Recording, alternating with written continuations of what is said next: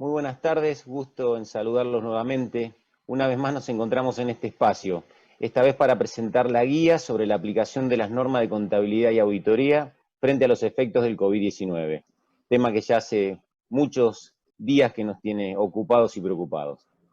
Esta guía fue elaborada por una comisión creada a tal efecto que se llamó Comisión Consultiva en tema de contabilidad y auditoría. ¿Quiénes participaron en este trabajo? Trabajo que vale la pena recordar, está disponible en nuestra página y en la de sus consejos. 12 personas estuvieron trabajando, una lista larga. Los voy a nombrar porque realmente fue muy grande el esfuerzo que hicieron y muy lindo el trabajo. Hernán Casinelli, Oscar Fernández, Walter Fernández, Jorge Gil, Silvia Giordano, Lalo Lanza, Domingo Marchese, Carlos Menéndez, Marcelo Piralisi, Eduardo Selle, Fernando Túñez y Carmen Verón. A todos ellos el agradecimiento de nuestra federación y el mío personal. Es un trabajo realmente brillante el que hicieron, donde además de ser un producto amigable y muy útil para la profesión, demuestra lo que somos capaces los profesionales en ciencias económicas trabajando juntos por un mismo objetivo.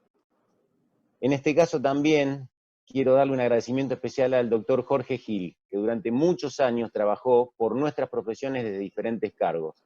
siendo el último que ocupó hasta hace muy pocos días atrás el de director general de Esencia. Seguramente vamos a tener la posibilidad de seguir trabajando juntos de otro lugar. Jorge, sin duda, este es el broche de oro de todo lo que nos brindaste en estos años. También aprovecho para saludar y felicitar al doctor Hernán Casinelli, quien sucede a Jorge en el cargo. Te deseamos realmente, Hernán, lo mejor para este sendero que recién comienza. Espero que esta charla sea el inicio de un largo camino que vamos a emprender de capacitación en contabilidad y auditoría con este formato. Los dejo con Lalo Lanza, tesorero de la Federación y miembro de Esencia, para que les cuente acerca de la charla de hoy. Muchísimas gracias una vez más por estar con nosotros. Bueno, gracias Silvio. Buenas tardes a todos. También voy a iniciar esta presentación simplemente agradeciéndole también a Jorge Gil, que tantos años nos ha acompañado en la Federación desde su puesto de director general. Y también desearle a Hernán, que comienza esta nueva función a partir de hace unos días, muchos éxitos y esperamos que sea por muchos años. Bueno, yo simplemente voy a explicar que la guía que preparó esta comisión está dividida en dos partes, ¿no es cierto? Una parte es la de los estados contables con cierres ocurridos antes del 11 de marzo, o sea, la fecha de la declaración de la pandemia, y una segunda parte que está en desarrollo en este momento, que es para hechos ocurridos después del 11 de marzo. En cada una de las partes se divide el trabajo en los temas de contabilidad y temas de auditoría. Básicamente se trató de hacer una guía práctica y en función de ello comienza con una serie de preguntas y respuestas para ubicar al lector en los distintos temas. Tiene cuestiones de contabilidad generadas antes hasta el 31 del 12 de 2019 y también posteriores al 31 del 12 de 2019. Cuenta con fundamento de las conclusiones y lo más importante es que cuenta con ejemplos de aplicación, modelos de informe, una guía interactiva, cuenta con un árbol de decisiones, o sea, para hacer mucho más simple la lectura y el análisis. Y cada uno de los lectores de esta guía va a poder encontrar el tema que le interese porque está desarrollada en forma muy didáctica. Así que también, bueno, gracias a toda la comisión que participó en este trabajo, que realmente fue un trabajo muy arduo. Trabajaron sábados, domingos, feriados, no hubo ningún día donde no hubiese o alguna reunión o alguna presentación de alguno de los integrantes de la comisión. Así que bueno, muchas gracias y le paso la posta ahora a Hernán para que empiece con el desarrollo de esta guía. Buenas tardes a todos. Bueno, primero que nada agradecerle a la Federación de Consejos por esta oportunidad para poder presentar este trabajo que hemos desarrollado juntamente con todo el equipo de personas que mencionó al comienzo el presidente de la Federación, Silvio Risa. Como se mencionó, la guía trata las cuestiones de contabilidad y auditoría que emergen como consecuencia de la pandemia de COVID-19 y en particular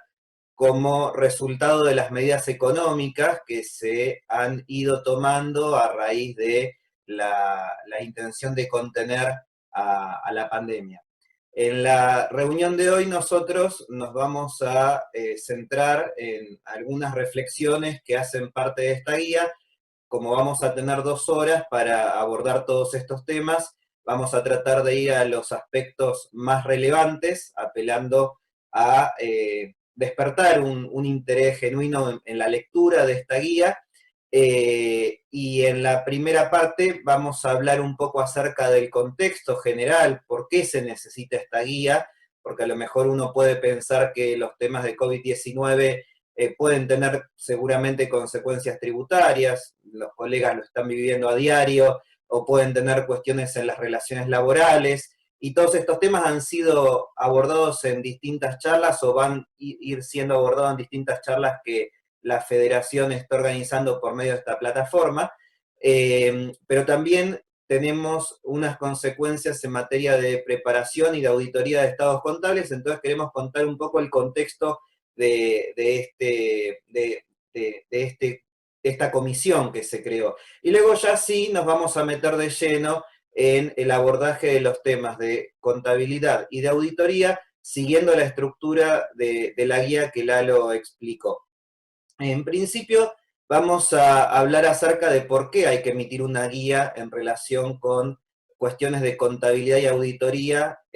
relacionadas con el contexto que estamos viviendo en Argentina y en el mundo en general. Con lo cual, para eso vamos a recordar cuáles son los principales eventos que se dieron en este contexto. Vamos a hacer un resumen de cuáles fueron las principales medidas que el gobierno tomó frente a la pandemia para entender entonces esas medidas cómo terminan repercutiendo en la preparación y en la auditoría de estados contables y finalmente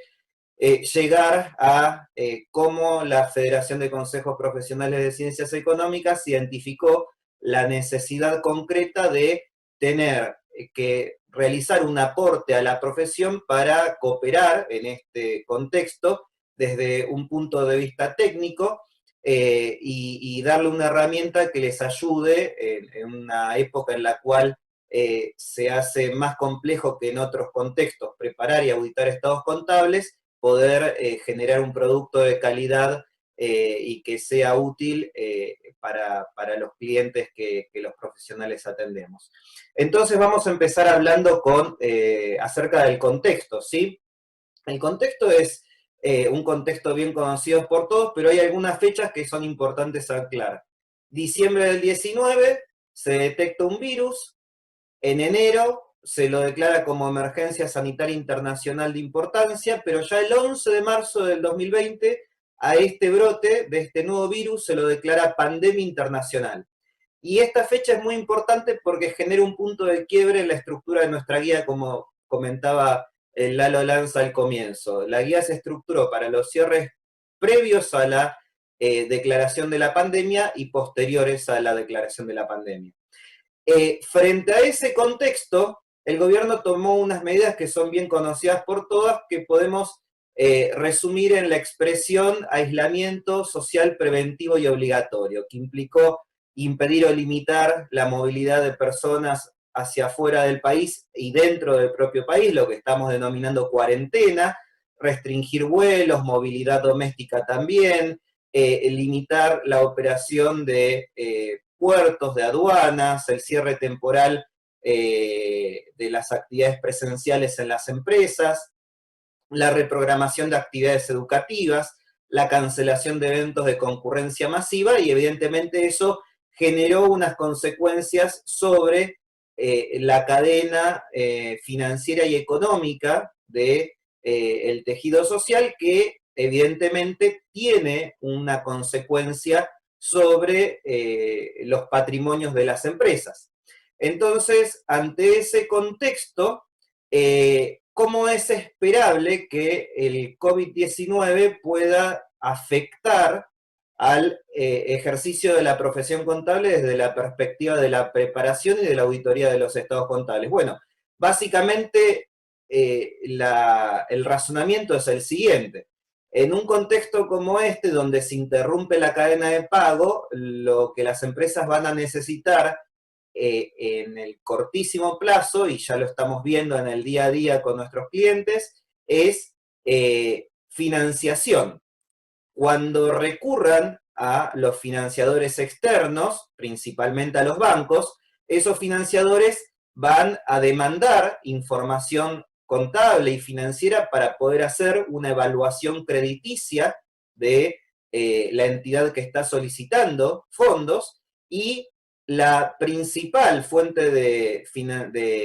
análisis que van a tener estos financiadores para poder hacer una evaluación de la calidad crediticia de quien solicita los fondos es básicamente los estados contables que esas empresas preparan.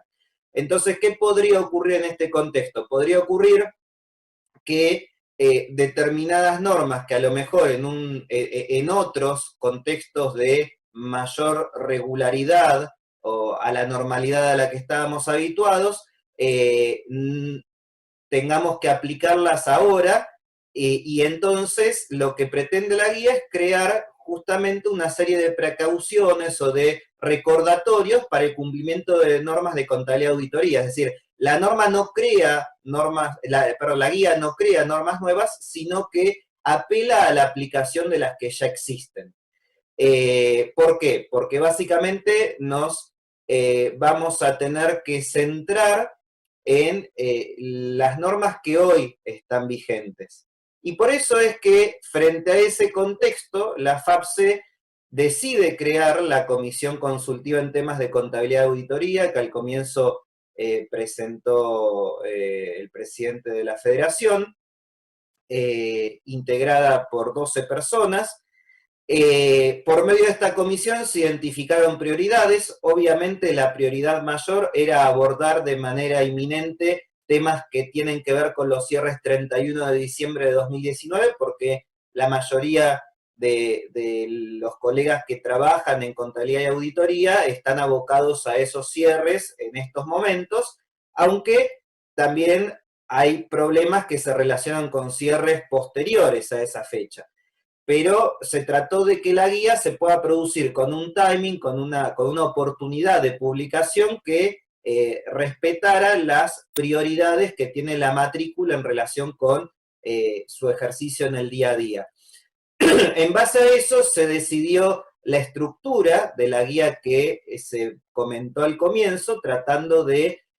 generar un producto para la matrícula que sea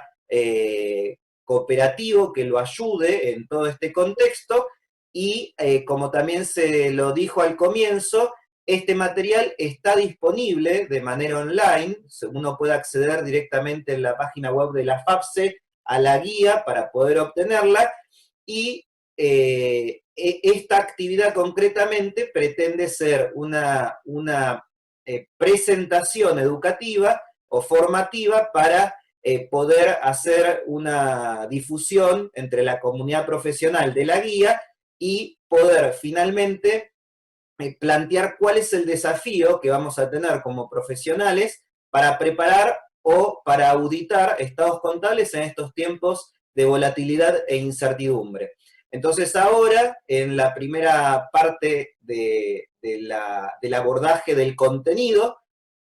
Carmen Verón, coordinadora del Comité de Contabilidad Esencia, nos va a contar cuáles son las consecuencias en materia de cumplimiento de normas de contabilidad, y seguidamente Marcelo Pieralisi, que es miembro del Comité de Auditoría de Esencia, nos va a comentar cuáles son las consecuencias en el cumplimiento de las normas de auditoría y los problemas operativos para gestionar los encargos de aseguramiento hacia nuestros clientes. Así que ahora le doy la palabra a Carmen para que nos pueda ilustrar acerca de los efectos que tiene el COVID-19 en relación con el cumplimiento de normas de contabilidad. Carmen, todo tuyo. Buenas tardes a todos. En esta parte voy a dedicarme a analizar la primera parte de la guía de aplicación que hemos elaborado, referida al cumplimiento de las normas de contabilidad.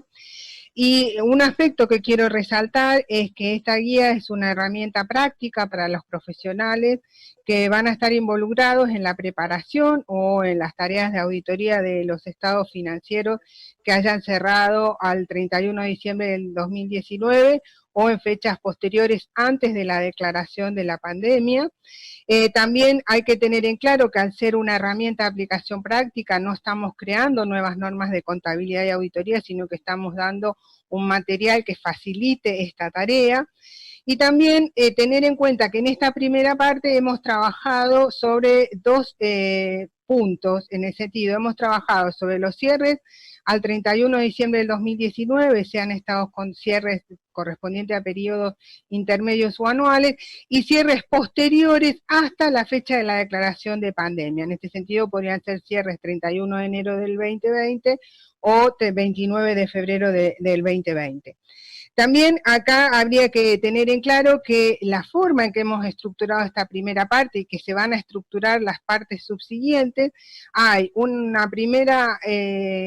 sección referida a preguntas y respuestas que facilitan la aplicación para que el profesional se pueda ubicar fácilmente. Luego hay una sección referida a los fundamentos para las conclusiones que explican las respuestas que se han dado a estas preguntas. Y por último tenemos una sección referida a los ejemplos de aplicación práctica que son de utilidad para ver cómo todo esto que hemos analizado se implementaría en la práctica. Ahora bien, esta guía es válida tanto para el contexto de las normas contables argentinas y las normas internacionales de información financiera que están vigentes en nuestro país, y en el mismo sentido, en el aspecto de auditoría, son válidas para las normas internacionales de auditoría y las normas locales o argentinas de auditoría. Otro aspecto que quiero resaltar es cuáles han sido los ejes fundamentales sobre los cuales ha pivoteado esta primera parte de la guía. Estos ejes fundamentales han sido los hechos posteriores al cierre y la hipótesis de empresa en marcha, para lo cual, cuando nos referimos a la hipótesis, a los hechos posteriores al cierre,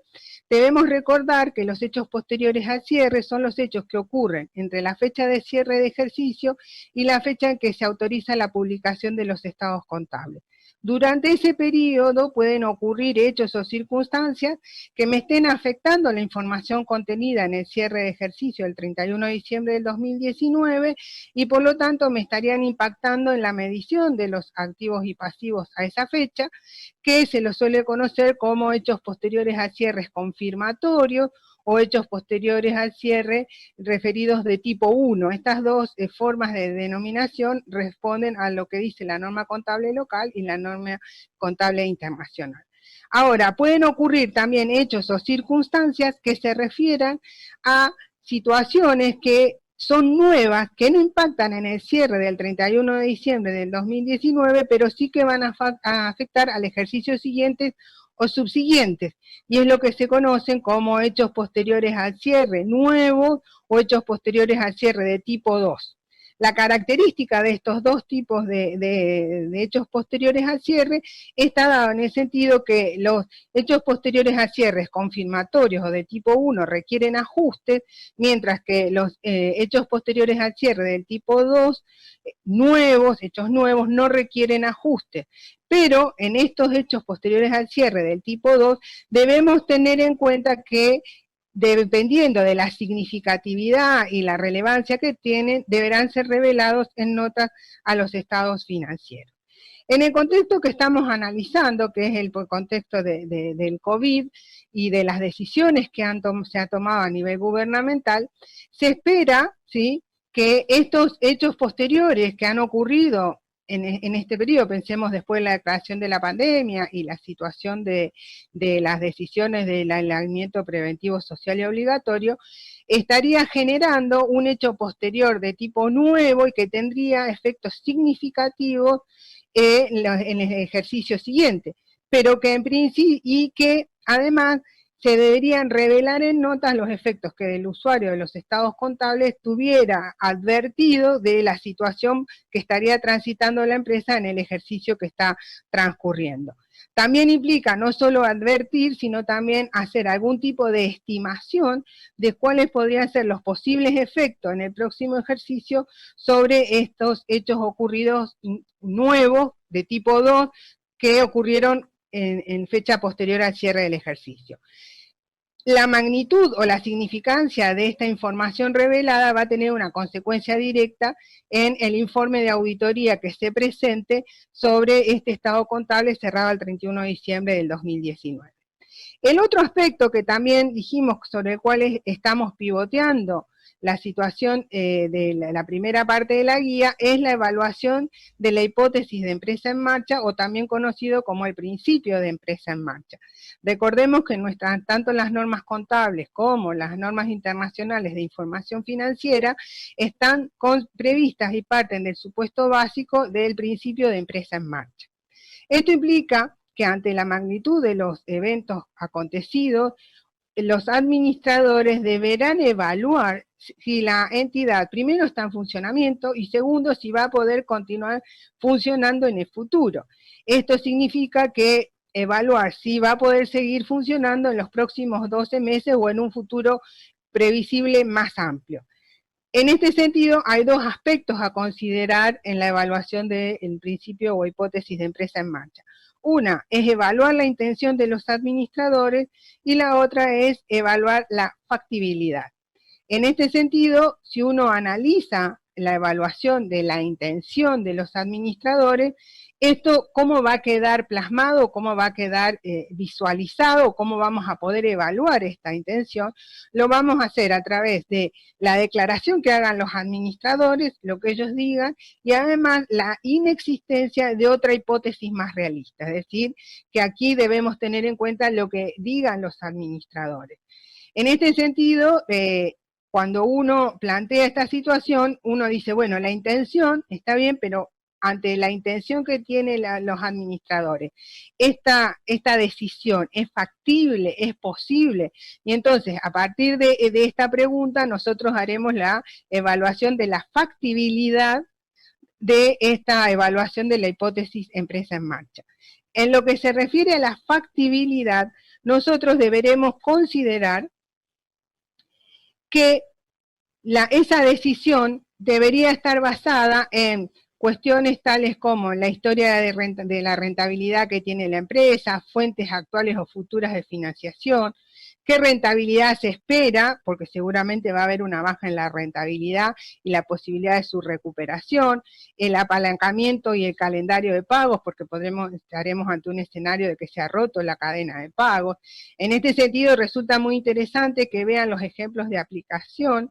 del 5 al 9,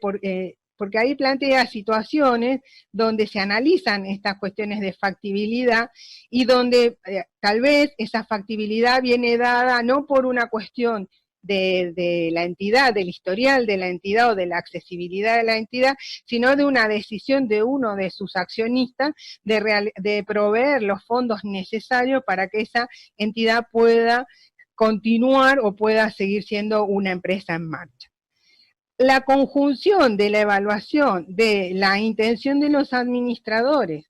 y de la factibilidad de esta intención de los administradores nos genera tres escenarios posibles. Un primer escenario que tendríamos en cuenta solamente la intención, es decir, bueno, la intención es que no se va a continuar la empresa porque existe una imposibilidad y implica que la empresa va a cesar en el desarrollo de sus actividades, o bien porque sea una decisión, o bien porque sea la única hipótesis realista de esta situación, es decir, la empresa no puede continuar prestando servicios o realizando sus actividades ordinarias. ¿Esto qué implica? Que vamos a tener que revelar en notas esta situación, es decir, revelar en nota esta decisión de la empresa porque ha decidido discontinuar su actividad, y tener en claro que en la preparación de los estados contables no tenemos normas contables para este tipo de decisión, porque recordemos que las normas que tenemos son para empresa en marcha. Es decir, que carecemos de normas específicas para este supuesto y para lo cual deberemos recurrir al criterio del profesional en este sentido. Por supuesto, esta decisión y esta nota va a tener un impacto directo en el informe de auditoría que se presente. Ahora bien, si la decisión de la empresa, de los administradores, fuera continuar con la empresa, aparece un segundo escenario, que es, no existe la decisión de cesar las actividades, es decir, que existe la intención de continuar con la actividad, pero existe un contexto de incertidumbre muy significativo, ¿sí? ¿Y esto qué implica? Que podemos tener evidencias razonables y suficientes que la entidad va a poder seguir funcionando, y en ese sentido deberemos revelarlo en notas y aplicar las normas contables referidas a la empresa en marcha. En este sentido, podemos pensar que estamos ante una situación, como bien lo plantea uno de los ejemplos de aplicación de la guía, de que se trata de una empresa que comercializa o produce productos alimenticios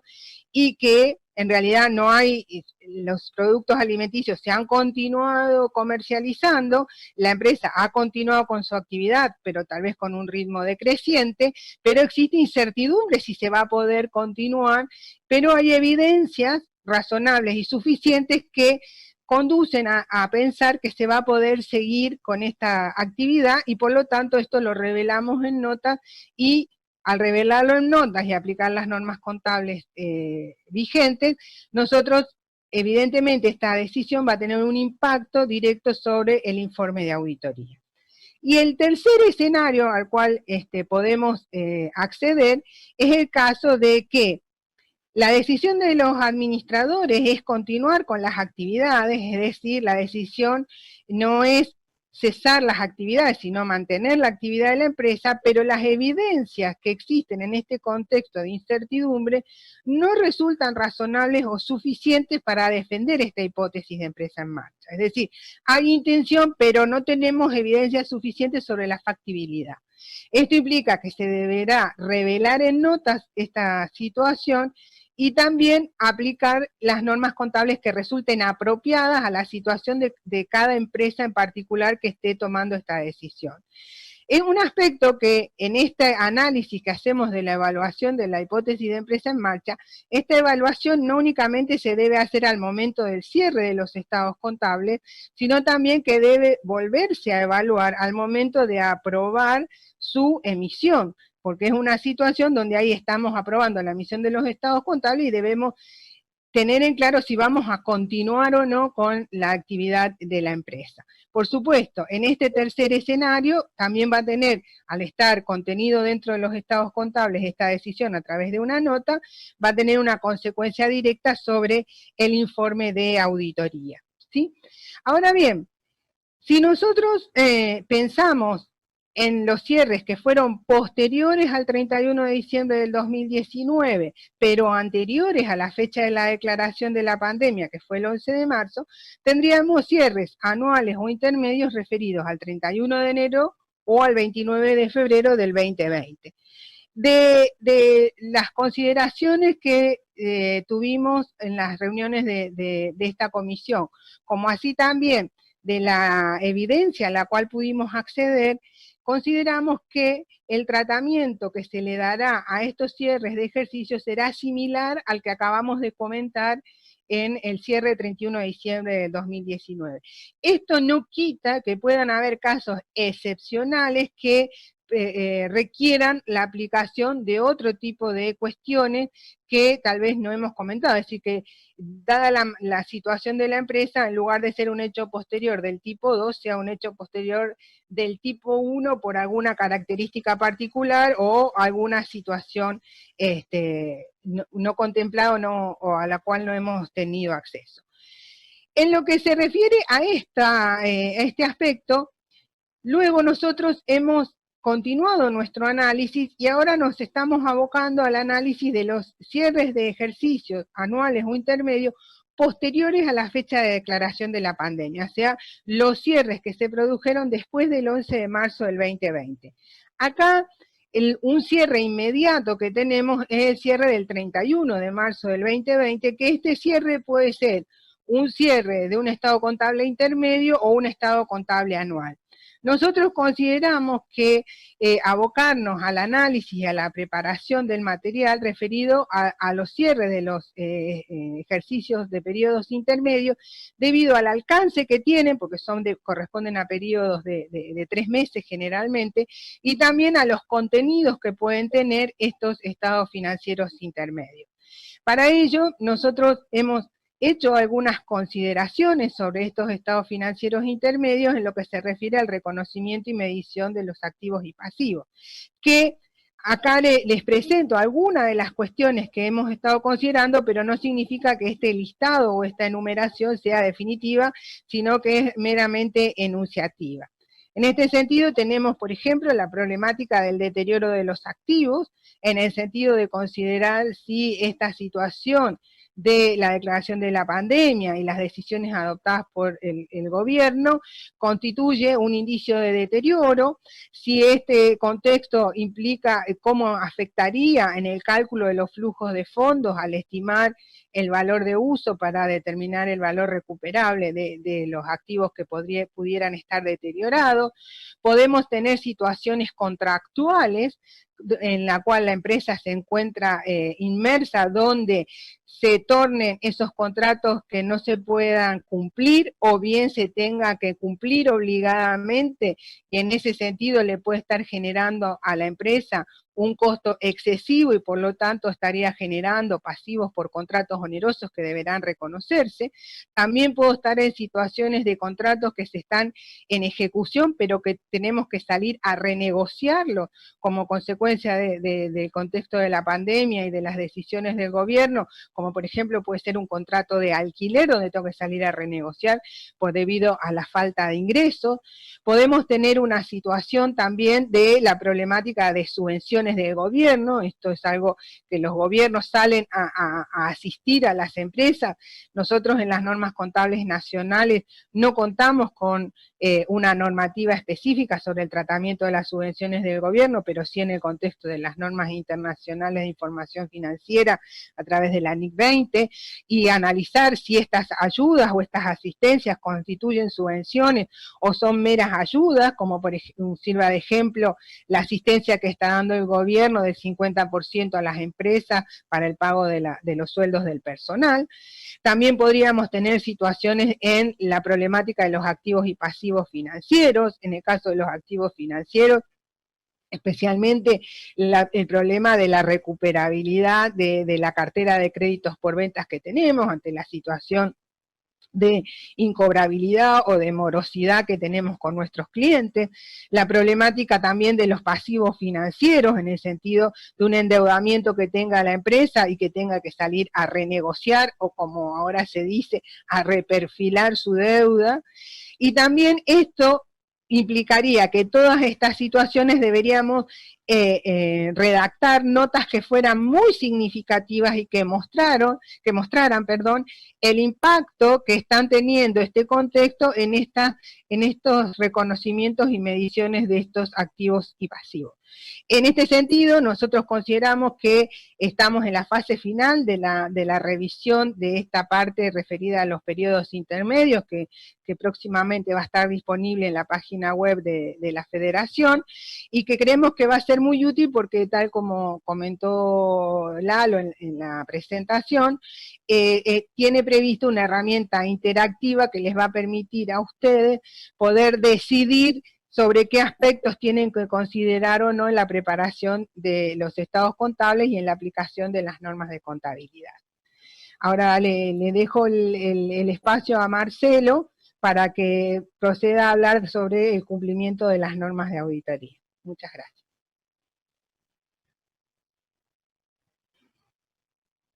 Bueno, muy bien. Buenas tardes. Gracias por acompañarnos y por responder a la convocatoria de nuestra federación. En mi caso particular, me toca hablar del área de auditoría, y antes de comenzar con propiamente los conceptos que están incluidos en esta parte de auditoría, vamos a hacer una pequeña presentación de cómo está conformada esta parte de auditoría. Esta parte vamos a encontrar tres grandes grupos o partes o subpartes, que sería una parte primera que serían los interrogantes generales,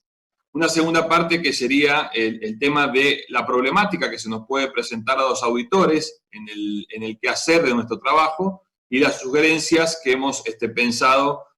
a modo de acompañamiento para la matrícula. Y una tercera parte que sería como un árbol de decisión, donde según las situaciones que se van presentando, sería el tipo de informe que tendríamos o que sugerimos emitir. Y a su vez, una cuarta parte, si se quiere, que está integrante del árbol de decisión, que es el tema de los modelos de informe, con lo cual hemos pretendido, de alguna manera, acompañar a la matrícula con, primero, los interrogantes generales,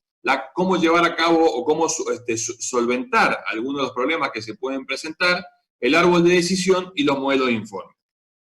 La auditoría no podemos escindirla de lo que Carmen comentó de la contabilidad, con lo cual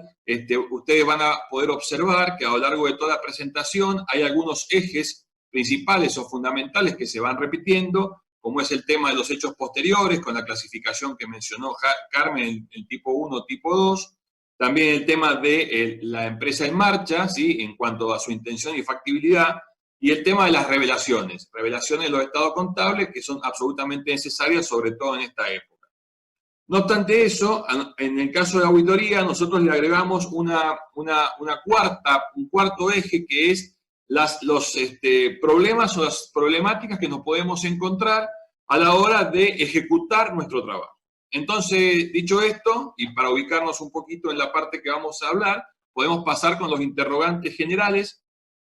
que son los que nos hacemos los auditores a la hora de estar frente a un trabajo de auditoría de estados contables con cierre al 31 de diciembre del 2019, que es lo que nos ocupa en esta primera parte de la guía. Uno de los interrogantes, o los primeros interrogantes que nos podemos hacer, es ¿qué debe considerar el auditor que está llevando a cabo una auditoría de estados contables para un ejercicio que está finalizado con anterioridad al 31 de diciembre, a la fecha de declaración de pandemia? No solamente deberá analizar el impacto actual y el potencial impacto futuro que tenga esta situación en el ente bajo examen, sino también cómo va a afectar a su trabajo o al desarrollo de su trabajo en lo que ya hemos llamado la etapa de ejecución. Otro interrogante es qué impactos podría implicar la pandemia y las medidas que se han tomado en consecuencia en el negocio de la entidad bajo examen, sobre lo cual nosotros tenemos que emitir una opinión, y acá deberemos evaluar si tenemos un impacto quizás no significativo o un impacto menor, o un impacto negativo, pero que no llega a comprometer la continuidad de empresa en marcha, o un impacto altamente negativo, o un impacto completamente negativo en el negocio bajo examen. Otro interrogante que nos podemos hacer es cómo debería responder el contador a cada uno de estos escenarios, y acá estamos hablando ya de la metodología de salida, cuáles van a ser los informes que vamos a emitir, qué revelaciones deben estar hechas en los estados contables para que nosotros podamos obtener satisfacción de auditoría en cuanto a la exposición, y así como también cuál fue la base de preparación que utilizó la empresa para el armado y la confección de sus estados contables. Un interrogante adicional que se puede hacer o que nos podemos hacer los contadores a la hora de esta auditoría es también qué impacto podría tener esta pandemia y las medidas que se han tomado en el proceso de ejecución. Ya me salgo del negocio y me pongo en la modalidad de trabajo de los auditores, y como consecuencia de eso veremos que aparece una serie de matices a la hora de ejecutar los tradicionales procedimientos que como auditores de estados contables estamos acostumbrados a realizar. Entonces habrá una variedad de impactos conforme sea el procedimiento a realizar, pero siempre sin perder de vista el objetivo, que es cumplir con nuestro trabajo sin poner en riesgo la calidad del trabajo de auditoría. Y por último, el quinto gran cuestionamiento o pregunta que nos podemos hacer como contadores es cómo puede afectar el informe de auditoría, ¿sí?, o de revisión al no contar con todos los elementos de juicios que el contador necesita reunir. En este caso tendremos que analizar si las opiniones van a ser opiniones con salvedades o si, dada la situación y el contexto, esto nos va a conducir a una abstención de opinión. Esto como la primera gran parte de la parte de auditoría, que es los interrogantes. Después nos cuestionamos y nos pusimos a trabajar en armar una suerte de cuadro comparativo entre las problemáticas más usuales que se le van a presentar al auditor y las sugerencias que entendemos desde Esencia que con las que podríamos acompañar al matriculado para resolver estos matices que nos trae el ejecutar una auditoría en época de pandemia. Un primer caso, a modo de ejemplo, podría ser las restricciones en los procesos de confirmación de saldos. Eso es evidentemente esta problemática y estas limitaciones en la circularización y con empresas que no están ejecutando al 100% sus actividades, podríamos ver una seria complicación o restricción en todos los que son nuestros procesos de confirmación de todo tipo, entendiendo procesos de confirmación de entidades financieras, clientes, proveedores, abogados, profesionales, especialistas. En ese caso, la sugerencia en la que se podría recurrir en determinados casos sería, bueno, incrementar el uso del mail para no solamente el envío, sino también para las recepciones, con respuestas, evidentemente, y esto no cambia en absoluto, que vengan directamente al auditor, pero con una ratificación posterior a la hora de que estas limitaciones se levanten. Probablemente necesitemos alguna ratificación posterior a esas respuestas que hemos recibido por esa vía. Y en el caso especiales, como se refiere los pedidos de confirmación para abogados, es muy importante tener la carta firmada, y en las instituciones bancarias sería como importante acceder a las cuentas del cliente de la mano de un ejecutivo autorizado para hacerlo. Otra problemática en la que también dijimos que podíamos, o pensamos que podemos colaborar, era la restricción en el acceso a la documentación. Restricción en el acceso a documentación a la que tenemos que acceder justamente en nuestro proceso de auditoría de estados contables. En este caso, bueno, evidentemente toma una fuerte preponderancia todo el tema de la documentación recibida vía digital, esto como parte de la sugerencia, ¿sí? Acá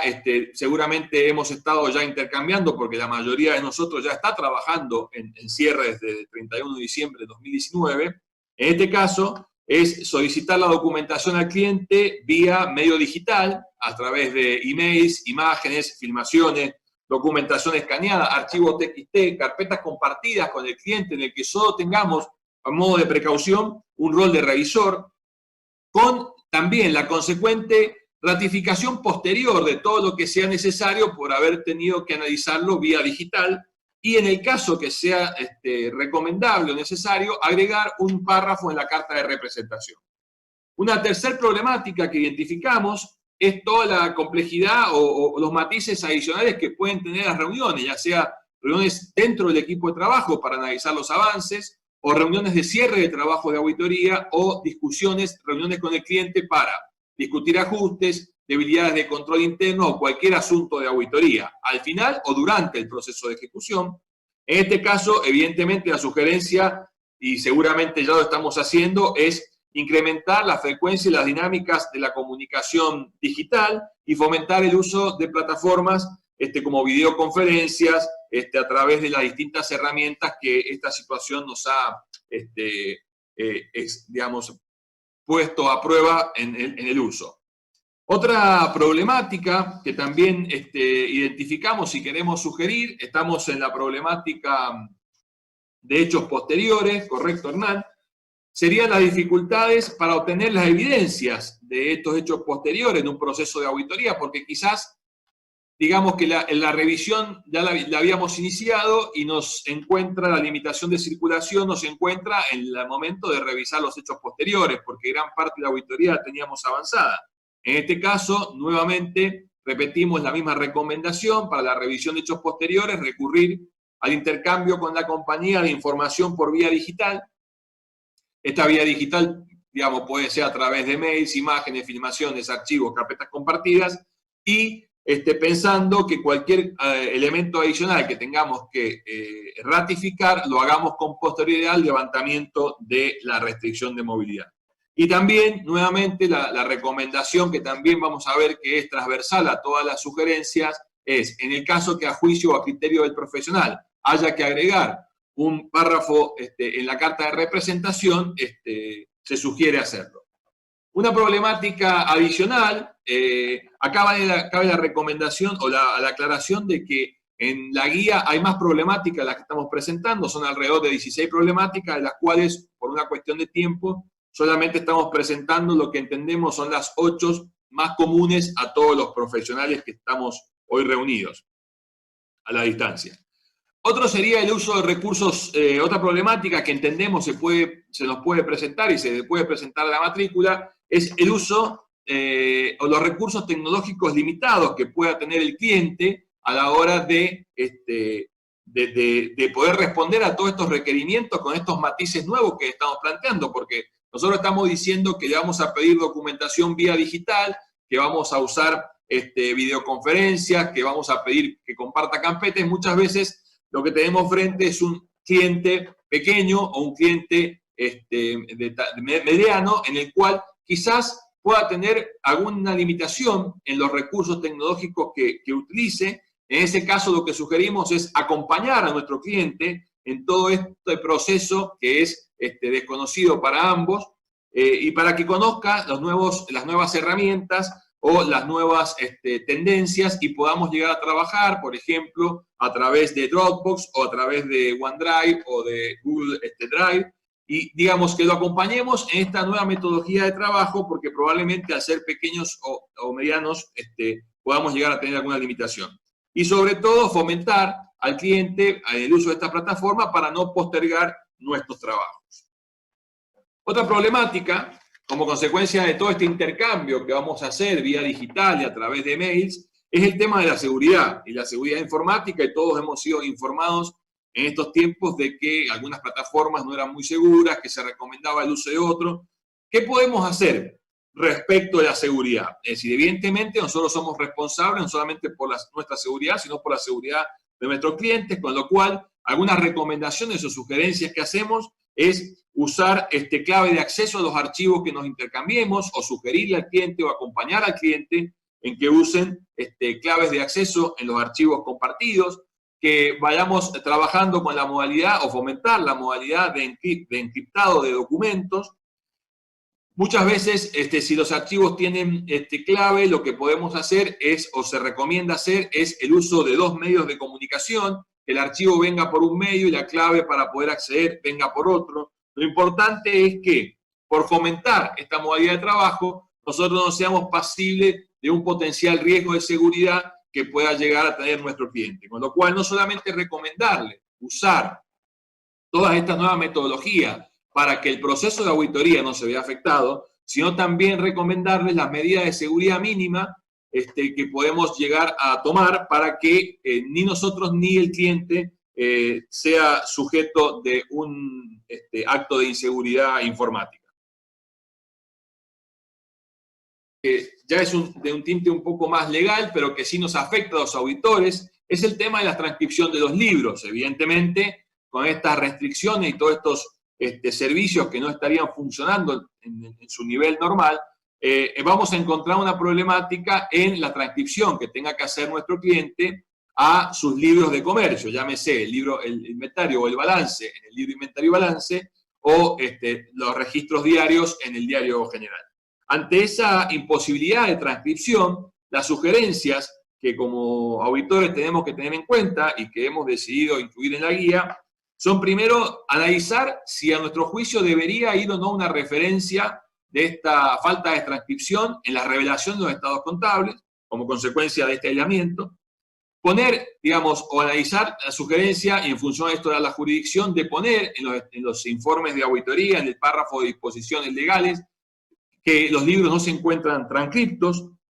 y agregar, como siempre, el consejo transversal a toda problemática, en el caso que a juicio del auditor se considere, agregar un párrafo en la carta de representación o carta de la gerencia. Este párrafo que recomendamos incluir en el informe del auditor, cada jurisdicción deberá responder a su formalidad, pero digo, en definitiva, lo que queremos comunicar al usuario que va a hacer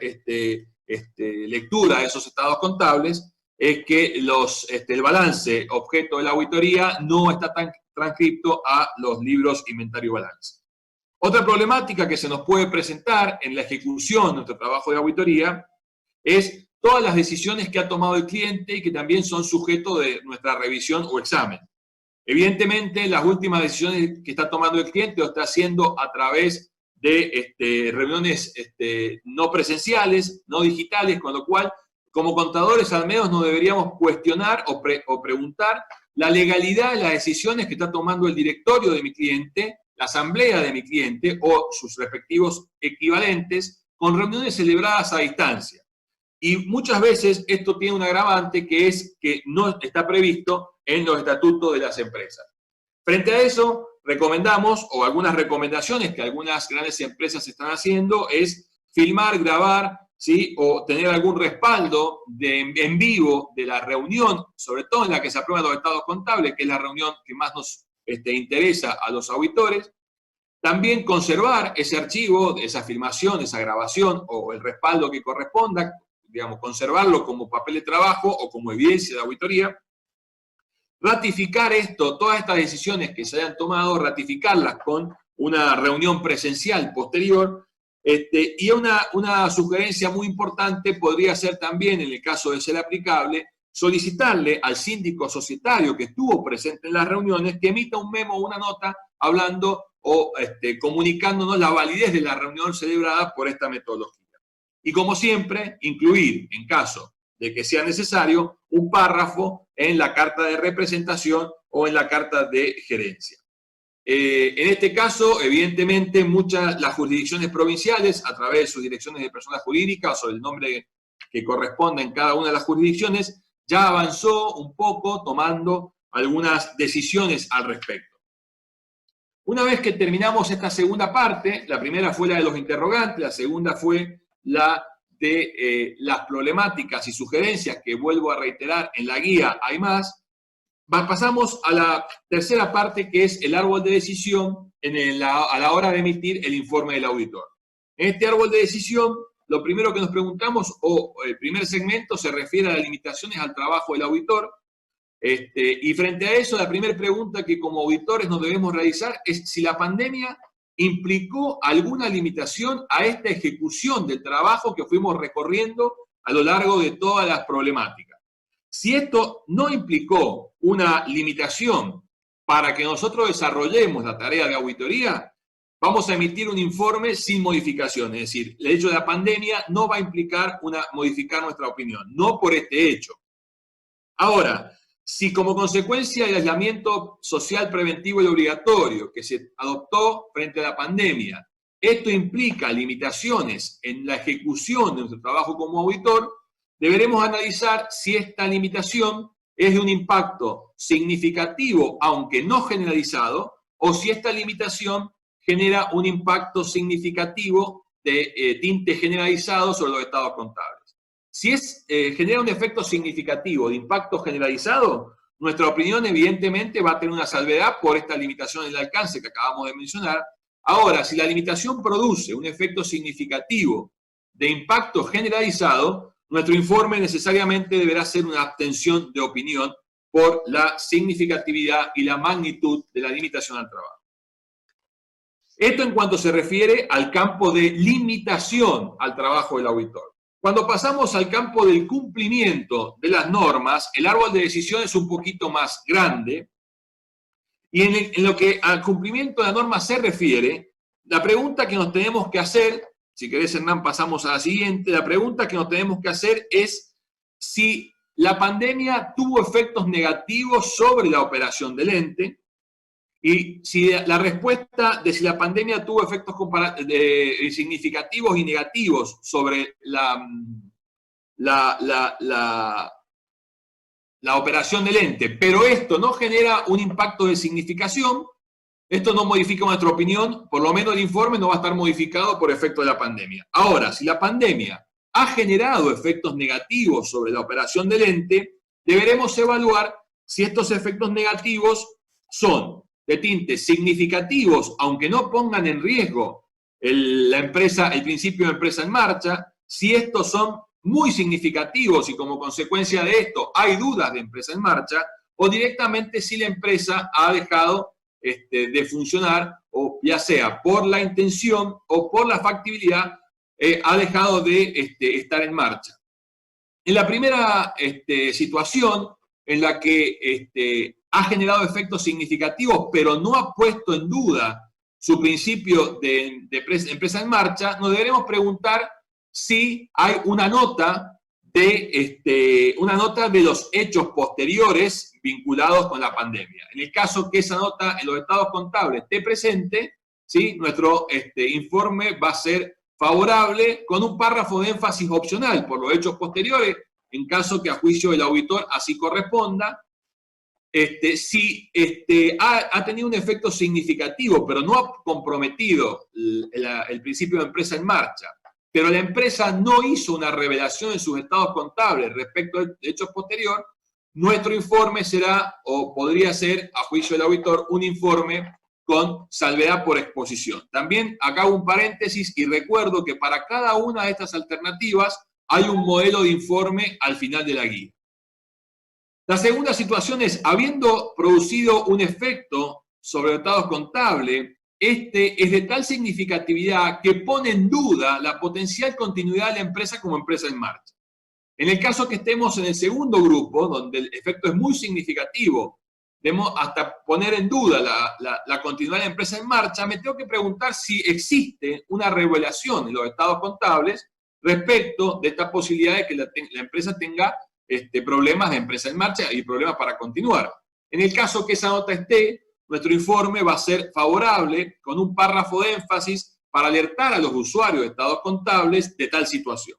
Si la empresa omitió esta revelación en los estados contables de mencionar sus problemas de empresa en marcha, ya sea por su intención o por su factibilidad,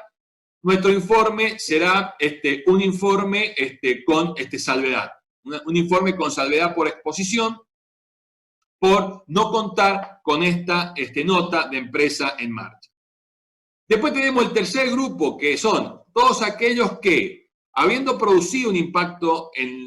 económico en la empresa, fueron tan significativos y generalizados que dejaron a la empresa fuera de juego, o la empresa ha dejado de funcionar o ha dejado de estar en marcha, con lo cual nos deberemos preguntar y nos deberemos ubicar en si el balance de la empresa ha sido preparado sobre las hipótesis que le corresponde a una empresa que ha dejado de estar en marcha. Si el balance de esta empresa realmente está preparado con la hipótesis que le corresponde por haber dejado en marcha, nuestra opinión va a ser favorable con algún párrafo de énfasis que en este caso será optativo o sugerido, en el caso que a juicio del auditor así lo establezca. Ahora, si la empresa que ha dejado de estar en marcha no fue preparada sobre la base que le corresponde a una empresa que dejó de estar en marcha, nuestra opinión será una opinión adversa. Sobre este punto, digamos, fue un punto de mucho trabajo en el equipo y en la comisión, porque cuando uno lee a profundidad las normas, se podría dar una u otra alternativa que no vale la pena entrar ahora en discusión, pero que perfectamente la pueden encontrar en el párrafo 30 de la primera parte de la guía sobre el COVID-19, digo, de alternativas de salida a la hora de estar frente al informe de una empresa que ha dejado de estar en marcha por el efecto muy significativo del COVID. Y una cuarta y última situación que se nos puede presentar es el tema de que concurran en el estado contable bajo examen múltiples incertidumbres, en cuyo caso la opción que tiene el auditor para salir en su informe el auditor es una abstención. Vuelvo a recordar que para cada una de estas alternativas la guía cuenta con modelos de informes, ¿sí?, pensados en cada una de estas posibles salidas. Luego, bueno, ahora seguimos, como dijo Carmen, continuamos trabajando en la segunda parte de la guía, que son los cierres anuales o intermedios posteriores a la declaración de pandemia, que a la brevedad estará para la consulta de todos ustedes. Entiendo que con esto la parte de auditoría estaría explicada, Hernán, salvo que diga lo contrario.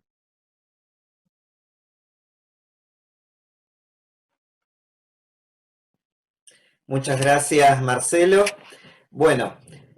Ahora, para finalizar esta presentación, vamos a comentarle a los colegas que nos están acompañando esta tarde cómo sigue la hoja de ruta de trabajo de la Comisión Consultiva en temas de contabilidad y auditoría. Próximamente se va a estar publicando una herramienta interactiva a la que hizo mención Lalo Lanza al comienzo de la presentación, que el objetivo de esta herramienta es ayudarle a ubicar rápidamente al profesional qué tiene que hacer en materia de contabilidad para los cierres de diciembre del 19 en los distintos escenarios que podrían planteársele, haciendo un clic que le permite por medio de hipervínculos llegar a una solución y además ver cómo debería ser el informe de auditoría, tal como lo mencionó Marcelo, en función a cómo se cumplió o no se cumplió la conducta contable que la empresa debería haber seguido. Y bueno, como también mencionaron todos los que me antecedieron en el uso de la palabra, el trabajo de la Comisión Consultiva en temas de contabilidad y auditoría prosigue. Nosotros estamos de lleno trabajando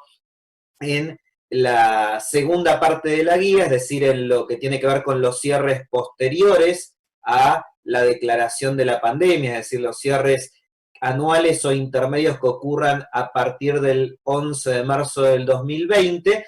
Como esa segunda parte implica el abordaje de muchos temas, escucharon que Carmen solamente mencionó 6 áreas de impacto potenciales, pero al final nos dejó ahí aclarando, y puede haber muchas más, con lo cual nos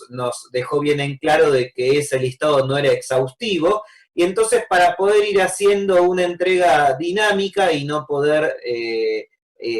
no demorar la publicación de esta presentación, se va a ir haciendo por etapas, y estamos trabajando ya casi en una etapa de revisión final, la guía referida a los problemas tanto de contabilidad como de auditoría de estados intermedios. Carmen mencionó en su presentación que desde el punto de vista de contabilidad, un cierre intermedio tiene una particularidad en sí mismo que tiene que ver con que por el alcance temporal del periodo cubierto y por el contenido de información que se incluye en un cierre intermedio,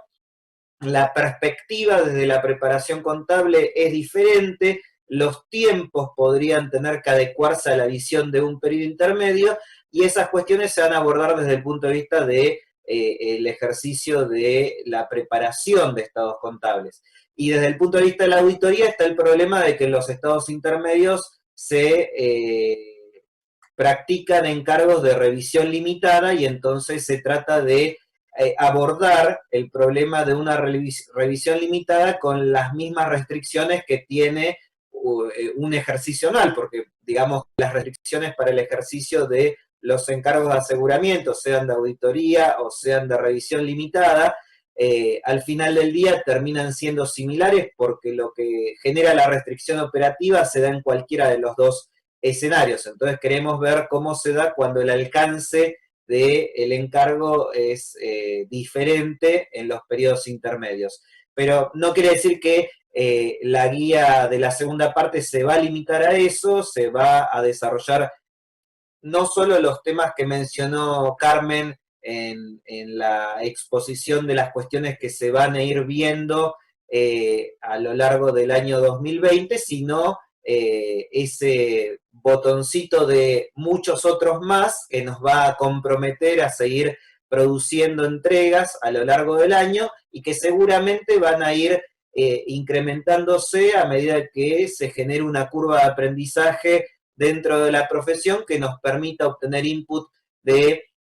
cada uno de los consejos, de las problemáticas que acerquen los profesionales a los consejos en el ejercicio, tanto de la preparación de estados contables como de la auditoría de estados contables, cuando empecemos a conocer las impresiones que tienen los receptores de esta información, en particular los bancos, sobre la suficiencia de la información que se está proporcionando para hacer una evaluación crediticia, con lo cual la etapa que sigue es una etapa de construcción iterativa, aunque tiene una hoja de ruta planteada, esa hoja de ruta va a ir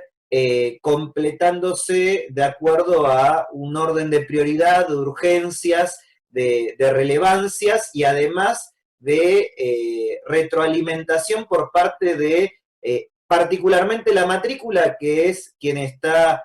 como principal destinataria de todo este esfuerzo que estamos haciendo para que tengan todas estas herramientas que los ayude en el ejercicio profesional y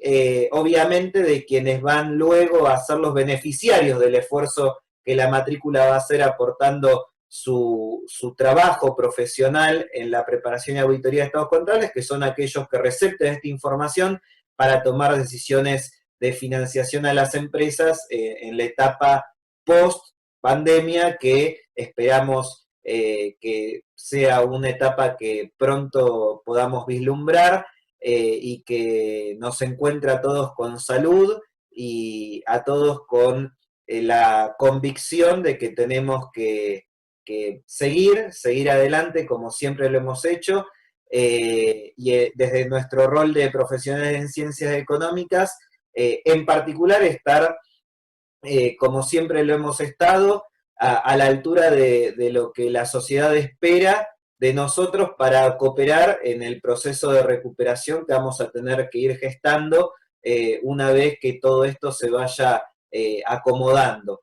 Así que los vamos a comprometer a que sigan las actividades del comité, de la Comisión Consultiva en temas de contabilidad y auditoría, por medio de la página web de la FAPSE. Probablemente a medida que se vayan avanzando con estos avances, estas entregas que pretendemos hacer, se vayan organizando nuevas reuniones de capacitación y de difusión entre los profesionales de todo lo que implica el esfuerzo de la comisión, pero principalmente pensando en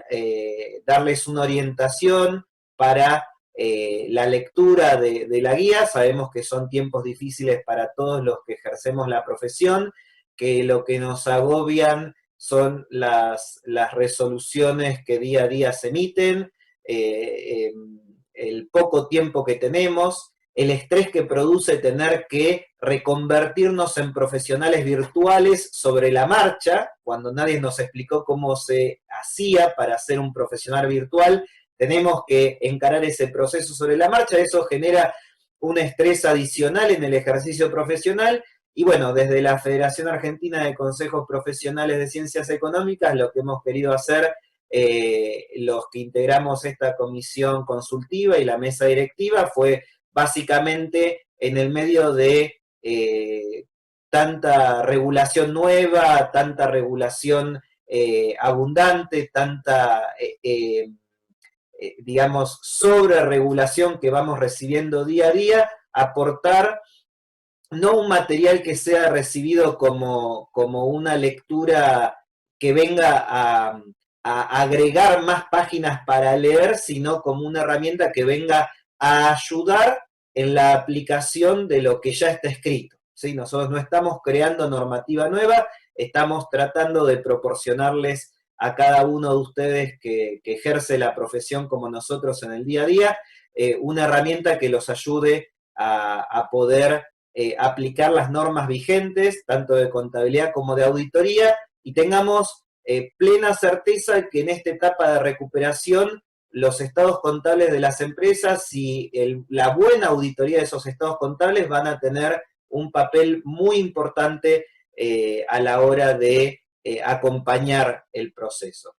De mi parte, no me quedan más que palabras de agradecimiento por el tiempo que han invertido en acompañarnos en la presentación que hemos realizado. Para nosotros, obviamente, era muy importante poder comunicar este material a la comunidad profesional, y por eso también agradecemos a la Federación de Consejos Profesionales de Ciencias Económicas este espacio por medio de la plataforma IFAPSE que nos ha dado para poder difundir el esfuerzo de la comisión. en nombre de Carmen, de Marcelo, mío, y en nombre del resto de la comisión, porque la realidad es que nosotros tres estamos hoy exponiendo, pero el esfuerzo no es de nosotros tres, el esfuerzo es de todas las personas que mencionó el presidente de la FAPSA al comienzo. Queremos darles nuestro agradecimiento. Quiero reiterar también en particular el agradecimiento que se hizo al comienzo al doctor Gil, que sigue participando de esta comisión, que su aporte en todos estos años de conducción de los organismos técnicos en materia de contabilidad y auditoría de nuestro país ha sido un aporte que seguramente va a ser importante sostener a lo largo del tiempo. Así que, Jorge, te agradecemos muchísimo, y obviamente este agradecimiento no es un agradecimiento liberador, sino que es un agradecimiento donde te comprometemos a que nos puedas seguir acompañando con toda tu experiencia y con toda tu técnica conocida por todos para poder tener un cuerpo técnico de calidad como siempre se ha preocupado por tener la FAPSE, y a todos los colegas de Esencia también que además de ser el principal órgano de revisión de toda esta guía, nos ha hecho llegar comentarios que han mejorado la guía. También queremos agradecerles especialmente